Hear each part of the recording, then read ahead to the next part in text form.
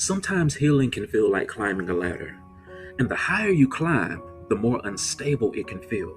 Most people don't realize this, but ladders were never meant to be climbed alone. Someone is supposed to be standing at the bottom, holding it steady. Emotional healing works the same way. Many people try to recover from hidden trauma by themselves.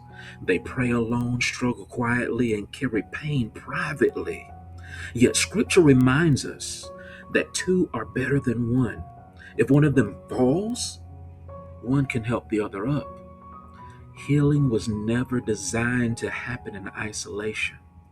Safe people help steady your ladder. Safe places give your heart permission to breathe again. And safe relationships remind your nervous system that you're no longer alone in what you're carrying. One of the strongest steps that you can take on your recovery journey is identifying what I call your safety shield. Your safety shield includes people who listen without judging, spaces where you can be honest, environments where your heart can rest. These are supports that God places around us while we're climbing toward healing.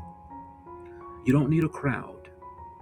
Sometimes you just need one steady voice, one consistent presence, one safe conversation.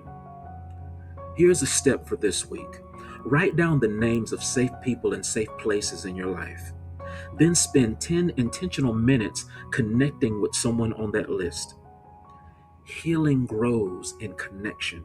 And remember this, you don't have to climb alone.